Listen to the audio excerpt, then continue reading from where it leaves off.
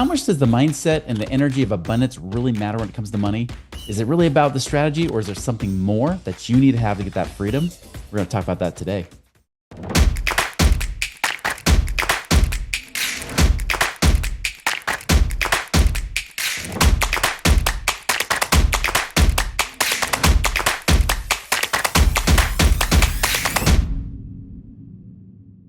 Hello, my fellow Ripplers. This is Chris Miles, your cash flow expert and anti-financial advisor. This show is for you. You've been working so hard for your money, and you're now ready for that money to start working harder for you today.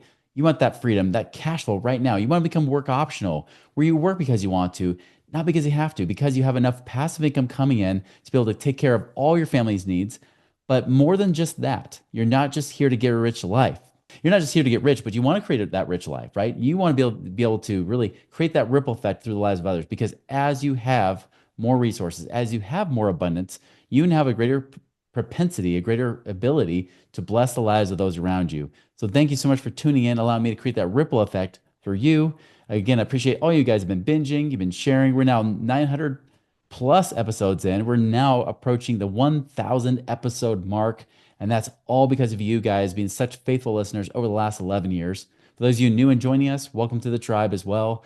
If you haven't visited our website, go to visit us at moneyripples.com to learn more about how you can actually take control of your life and create that abundance and that prosperity and that passive income right now. All right, guys. So I'm bringing on Chelsea Myers today. So excited. I will tell you, when Chelsea and I had a discussion, we were introduced through a mutual friend. I didn't know what to expect.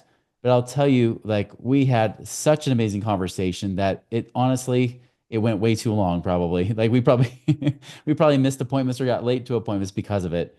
And so excited to have her on here because, one thing that's really cool about her is that she's got what we talk about here. We talk about not just the principles of abundance, but also the doing that goes with it too. It's both. It's a 1-2 punch that you have to have. And the thing is, like, she's a visionary behind meditation, which is really cool, guys. Like, that this is transformative movement that empowers children through like mindfulness and connecting with their inner calm and creativity, all through like tea rituals and meditation and whatnot. So really excited just to hear more about that. But she's also been an advisor to ultra successful entrepreneurs and leaders. Really just been, had so much experience in like human behavior, child, coaching, you name it, all this kind of stuff. She's here today to join us because I can tell you, when it comes to money, the hardest thing is not the strategy. The hardest thing is what goes on in your head and how you sabotage your own results. So, Chelsea, welcome to our show. Hey, thanks. I'm so glad to be here. Thank you for that kind introduction. So, give us more of your background. For those that are obviously never met you yet. Tell us more about Chelsea. Oh, thanks. Well, you did a really good job in your intro there, but I have a nonlinear career path leading to me to what I do now, which I am a private confidant and advisor to visionary founders, entrepreneurs, creatives, guiding them to their self connection, emotional intelligence, energetic alignment, especially and including for today's purposes around money, purpose, and legacy. And I've spent, decades studying human behavior, emotional patterns, and nervous system intelligence. I built programs to support both children, as you mentioned. I spent 8 years in the public education sector building a program to support neurodivergent and emotionally unique children. Went out to Europe, continued researching there, came back to the States, and then continued building programs for leaders.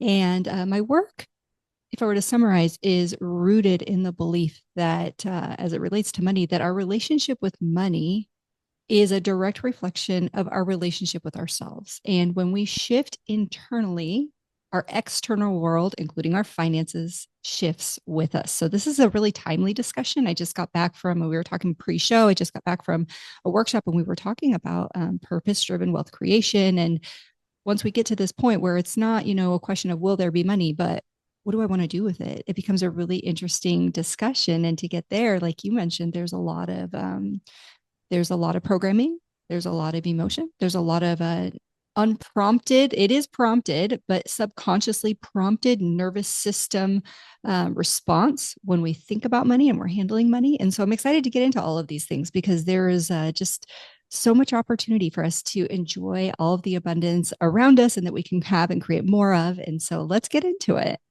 Yeah, for sure. Before we jump in the emotional part, one thing I want to bring up is I actually just did a podcast recently talking about it's kind of like, Bruce Lee's punches, right? Like when he does his punches, he never just hits the object, he punches through the object. He almost has this imaginary point beyond the object, right? And that's where that powerful punch comes in that kind of martial arts. Yes. And we talked about, I did an episode on that because most people just think, well, if I just get enough money, enough passive income coming in, I don't have to pay my, I don't have to worry about working or paying my bills, and I can choose the life that I want. But the truth is that that's not it. You got to actually decide ahead of time what that purpose is. You got to be purpose driven. As Steve Jobs says, the vision pulls you, right? And if you have a clear vision, you actually get, I've noticed over thousand people coaching with us, people actually get to their goals faster when they actually know what that next step is beyond financial freedom. Yes, yes. And I love that you put it that way because money solves money problems, right? And Yeah. so zip code problems, where I want to travel, where I want to vacation, the brands I want to wear, all of those things. But what you're talking about, the internal satisfaction, that peace that comes from being truly aligned, emotionally, physically, spiritually, energetically, that comes from a deeper purpose. And so, yes, having that clarity, not just around what am I going to do with the money next, Mhm. but what is the emotional experience that I want to have all the way leading up to it, and then moving through that next step is critical. Yeah. And I bet you one myth people buy into, because I know you work with a lot of ultra successful people, entrepreneurs, visionaries, business owners, people like that. You get to the real core, right? I mean, you're really getting to them to be very vulnerable with you. I mean, how often do you see that money is still an issue in their lives, even if they're making millions of dollars? All the time. So whether and it's a really beautiful place to play, I will say, Mhm. because whether we were born into extreme poverty situations we would never wish on anybody and never want to experience again, or we're so accustomed with wealth that personal feelings of frustration or scarcity or fear have never really been known by us, we get to hopefully all get to the point where we are able to realize, maybe it's like a scenic overlook in our career journey, where we can see now, okay, money does a lot. It's incredible. I love money, and it does a lot of things, but there are certain things, like we were talking about earlier, that it does not do. But when you can marry the two together, when you do that inner journey work and you're able to create a really healthy relationship with money, it just amplifies everything that you are and want to experience. Contrary wise, if we are doing the things, because there's lots of ways to make money, right? But if we're Mhm. doing the things, um, and let's say we're making money from a place of scarcity and fear, but we're taking the action, and more money starting to come in and we're making more and more money. Well, sometimes what can happen, oftentimes what can happen, is when there's more money, there's more of the energy that was used to create it. And so we've got more fear, we've got more frustration, we've got more scarcity. And so I'm thinking, lovingly thinking of a client that I have right now. And he, by many people's standards, is wealthy and should have no reason to have any fear or concern around money. However, um, the more that he has, the more uncomfortable he becomes because of some things that we'll probably get into later in this show. Um, but some earlier programming that he received early on in life, and so the money for him is not a comfort. He does enjoy some of it, but it becomes more of a burden. And so, Yeah. to answer your question, it's not the digits in the bank account that solves the internal issue. If there's one present, it's the unveiling it, the exploring it with curiosity, and then the deciding intentionally what belief system, what story, what energy we want to have around as we move forward. That's right. It's just like looking at the pounds on a scale, right? When you're measuring Right. yourself, just because you might be skinny looking doesn't mean you're healthy, right? Yes. Yes, exactly. Yeah, it's interesting you mentioned that because I know one thing I was on a show called Money Is, and he would always Mm-hmm. ask different people like, what do you, money is what, and so people would, come up with the typical stuff like maybe they'll say value, maybe they'll say it's, rich or freedom or whatever it might be. And I was like, it's a magnifier. He's like, what do you mean? I'm like, Yes. money is a magnifier of the soul. It doesn't make you any different, doesn't corrupt you. It only makes you more of who you already are. So people that are afraid of being corrupted by money, it's like, no, if you were corrupted by the money, you were already corrupted in the first place. That's just magnifying whoever you just were. All the scarcities and fears will just magnify with more money, which is why you got to focus there. Mm. Yeah. Yeah. And I say the same, something similar, anyways. I say that it's a mirror. So Mirror, it's yeah, neutral. Money is neutral by nature, but it's going to amplify your intention, your energy, your so feelings true. and story around it. Mm. I like that. See, that's even more unique, even better. I like it. Well, what I know, and we get people of varying, varying degrees of prosperity on this, that listen to this show as Sure. well. Some people obviously are looking, even just to get started, on their money journey, while there's other people that have been on this money journey for a long time. They're just ready for that freedom.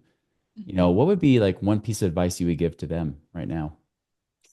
So, regardless of where we're at in our journey, it's important to recognize that money is energy and how we feel about money influences how it shows up or cannot show up. Not that it will not show up, but we're actually creating an invisible block with it. And Mhm. so, we want to take a look at that relationship and identify what types of thoughts and feelings come up when we start to handle or think about handling our money.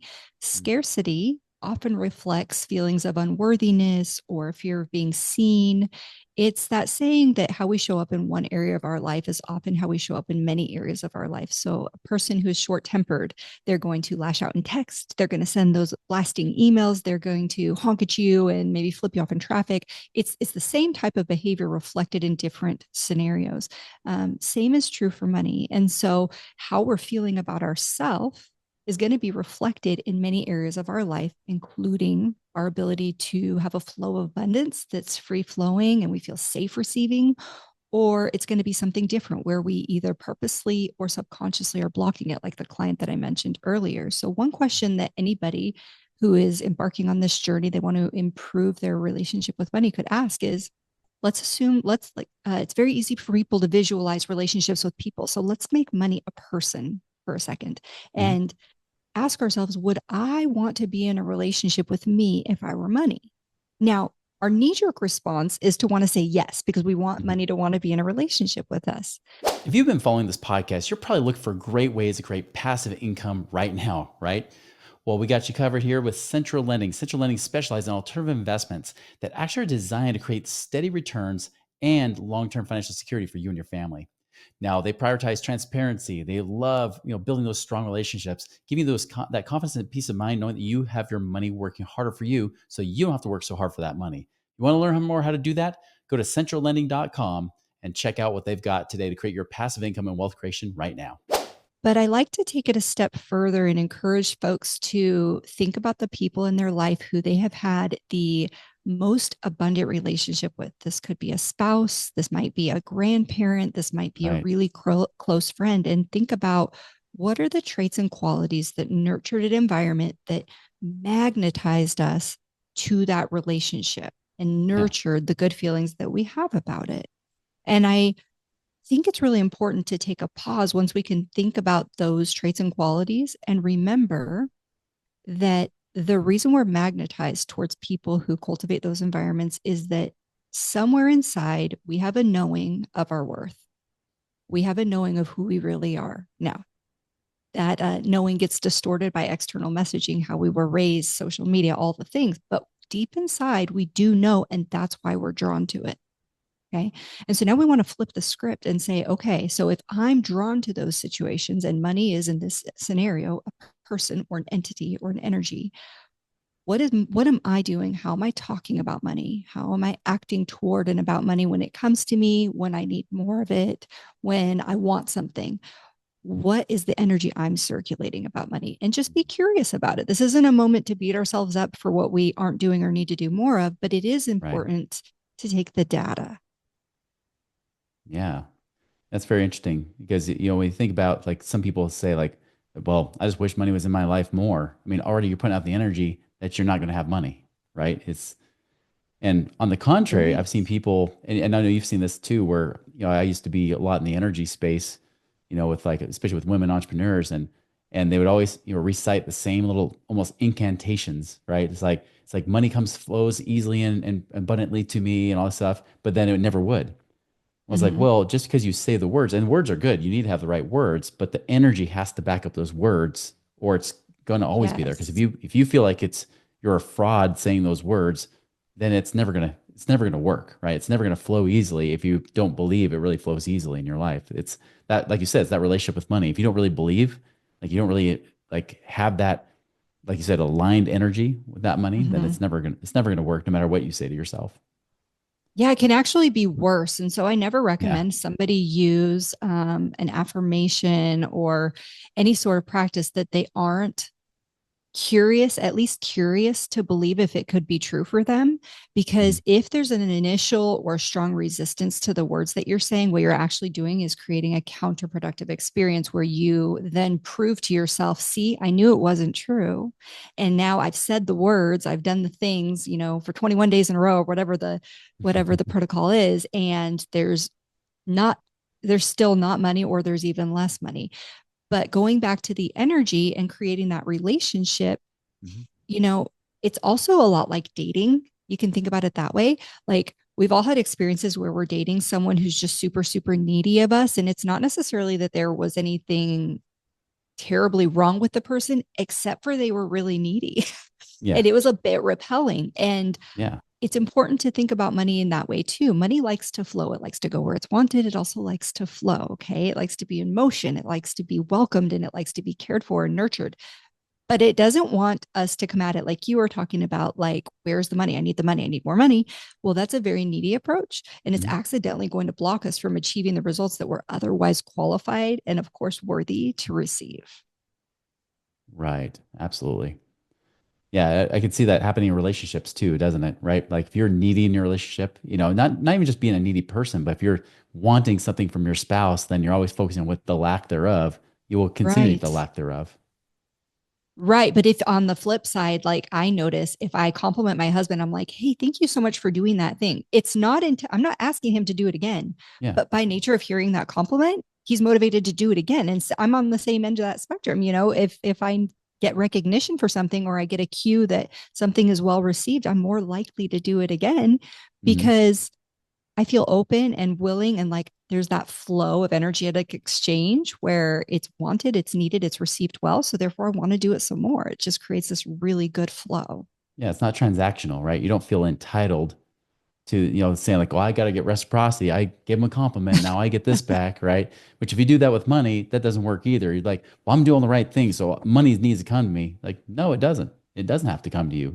You can be doing the right Mm-hmm. things, but again, you have to be in that almost that energetic flow state, which is a different feeling. Like there's definitely a more lighter feeling to it than a needy, like entitled type of feeling where there's frustration involved. And when there's frustration, I notice that it just repels money as well. It either repels money or let's say that you're always going to have enough money. Okay. You've set that up. Your investments are always, multiplying. That's great, but it will impact your ability to experience the true abundance that you have created Right. because you're going to be weighed down by that energy of, frustration or dissatisfaction or focusing on all of the things that aren't right, which is really unique. Sometimes there's a really unique, antidote for that, which is to just ask, what's right? What is right? I've loved that I have my space heater on and that you can't hear it. So I can still have it on while we're having this conversation. I love my desk. I have a beautiful cup of tea here. There's so much abundance all around us all of the time. And so sometimes when we find ourselves in that situation, it's just a really quick, easy fix to just pause and ask, okay, what is right here?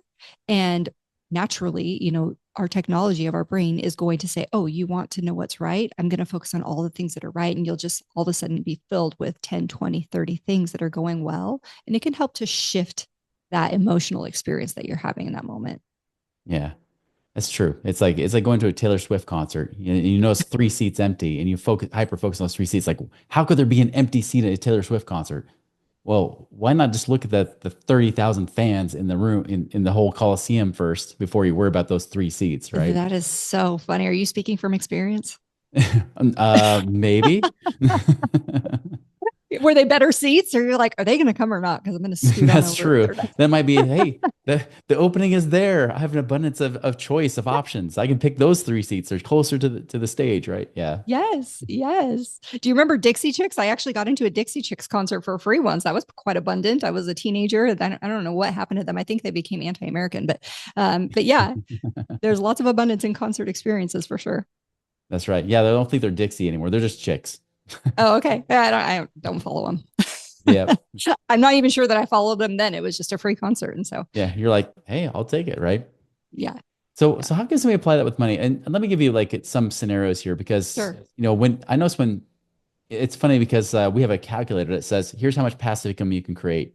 Yeah. And that's the logical side of your brain, right? It's like, okay, Hmm. cool. That's just math. That's a piece of Hmm. cake.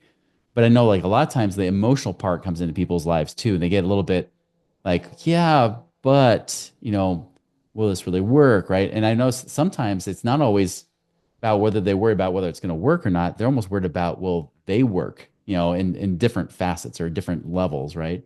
What would you say to people like that, that just they feel like maybe like they're the exception to the rule, maybe it's not going to work for me, I'm not even just saying in my example, but just in general when it comes to money. Do you see that happen quite a bit? Can you clarify your question? I want to make sure I answer it well. Yeah. So like if somebody feels like they're like logically like they're like, okay, I can make this much money, right? Or Hmm. logically I could actually create this much passive income. Yeah. But will it work for me? Like that kind of thing, right? Beyond just like the system. Like let's just say they believe the system works, but they're wondering if it'll work for them, right? What do you tend to find like when people start to doubt themselves more or doubt like or even if they've had bad experiences? Like I have some people also that have, they've made financial mistakes in the past and they're worried about doing it again. Like what are ways for people to overcome those kind of fears so that they can approach it and say, no, I can create a new future. I see what you're saying. Okay. So and we touched on this earlier, but money can drastically impact our nervous system regulation. And so we're going to have that fight or flight, we're going to freeze.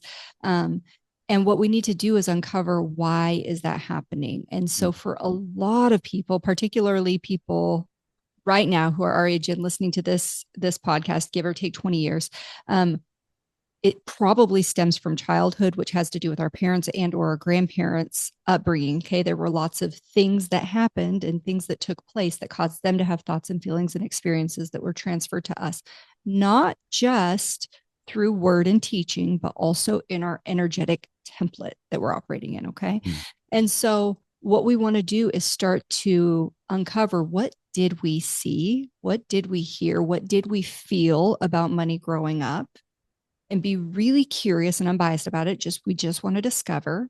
And then we want to understand, are there any unconscious loyalties to our parents? Are there any mm, narratives that we're holding on to really tightly? Like, for example, if there was stress around money, more money may not necessarily mean that we're alleviated of stress, because money itself, that's the catalyst, right?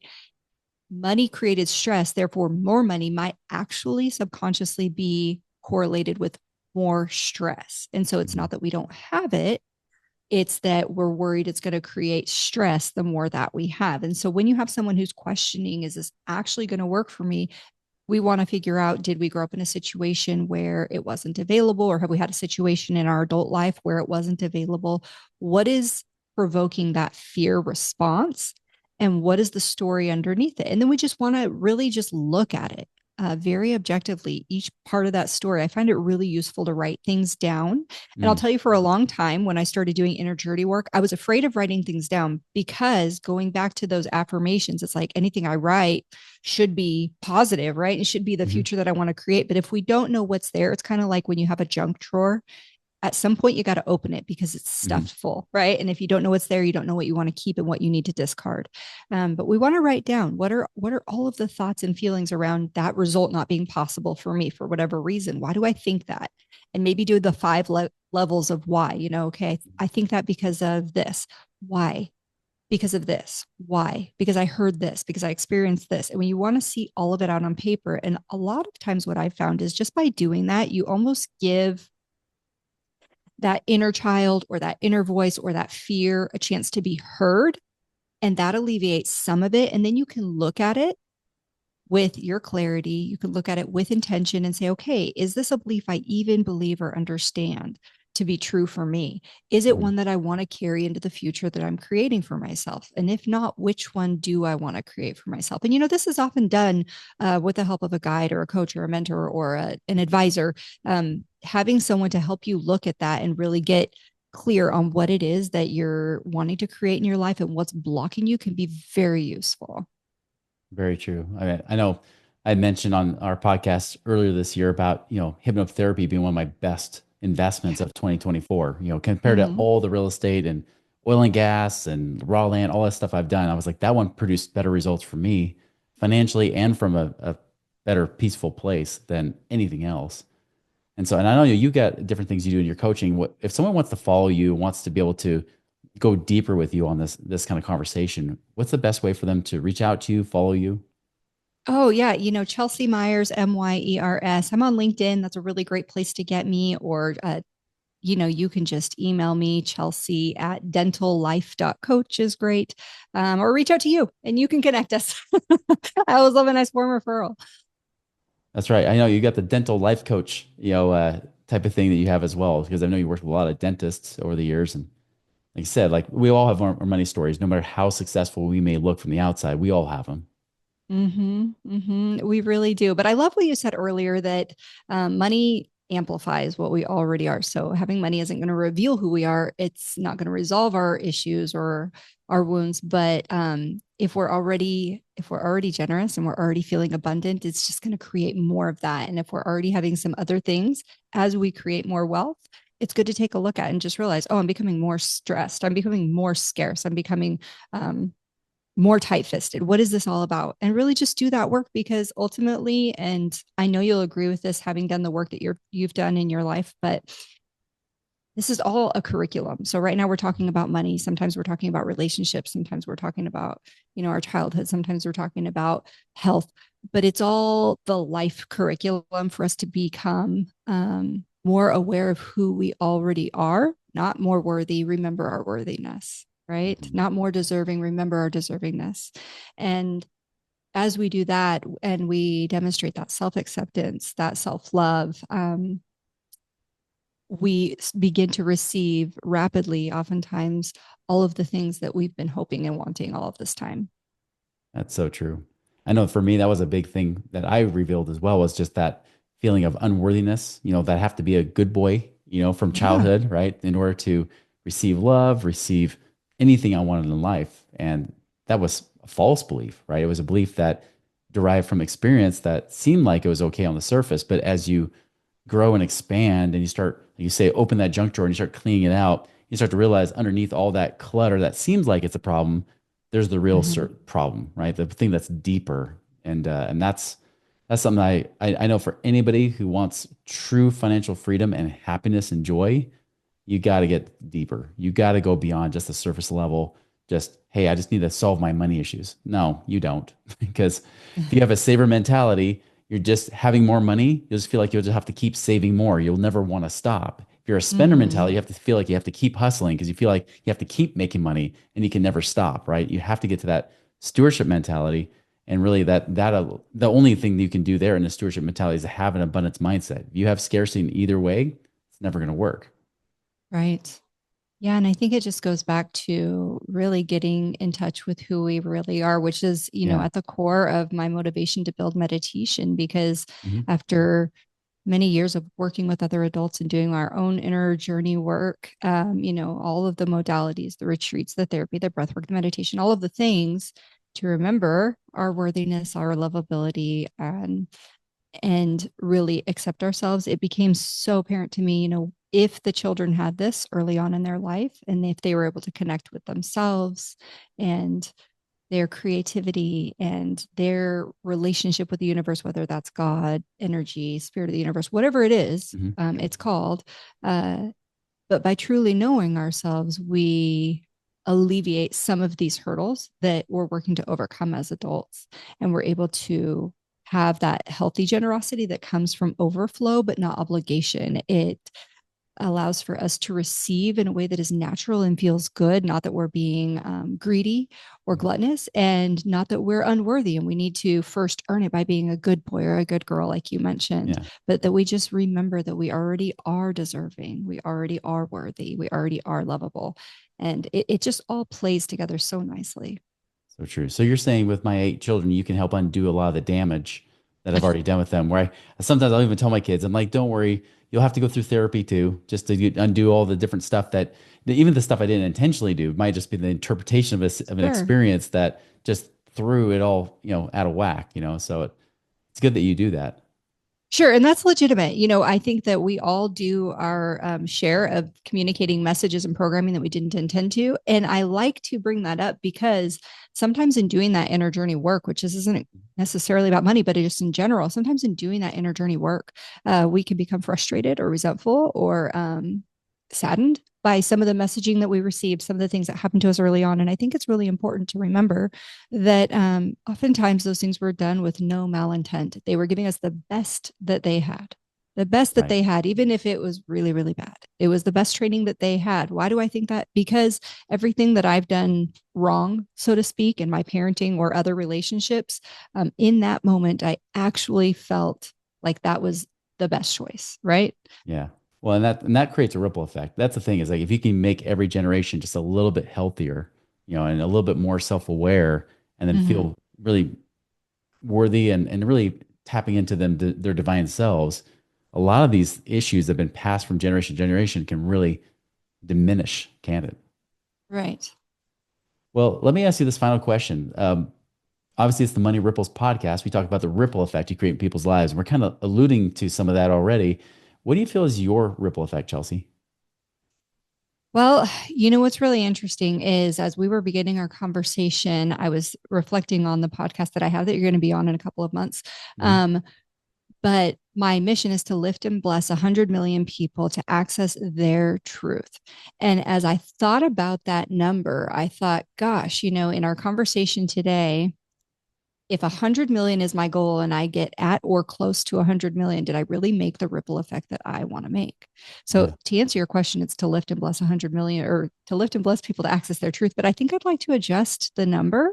This has been a really enlightening experience for me. I always grow from these Hmm. because the ability to, money expands our ability to grow and contribute and create and amplify our legacy. And the work that I do, the ripple effects that I create, I love working with the people that I do because they're change makers. Their ripple effects via their platform, via their brand, via their size of their family with 8 kids, their ripple effects are also very, very large. And so, True. um, yeah, so You don't lifting even and have to blessing hit 100 people million people, to do you? amplify what's that? I said personally, you don't even have to touch personally 100 million people, like because there's so many ripple effects going on. You can really have that leverage with less, I guess. Yeah, so I guess we need to change it to maybe 100 billion. Let me think on that. I don't want it to be a knee jerk response and something frivolous. I actually want to aim for this goal. So let me think Yeah, on that. But lifting and blessing people to access their truth, to have a connection with themselves, their creativity, and the universe. I love it. That's exciting. I love it so much. And I'll tell you, I mean, just the conversation we've had has definitely blessed me as well. So I really appreciate your time, Chelsea. Well, thank you. This was an honor and a joy. Everybody, we'll put Chelsea's contact info and even her LinkedIn profile as well, that you guys can connect with her. Definitely, if you feel anything, especially if you feel like it's not just the strategy, it's the what's going on inside of you that you feel like I can't quite crack it. I feel like it's still there. This is exactly the work you need to do if you want to take it to that next level of freedom, to really allow yourself not just to be rich, but to have a rich life. This is what's necessary. This is what's needed. So be sure to reach out to Chelsea. Everybody, remember, make it a wonderful and prosperous week, and we'll see you later.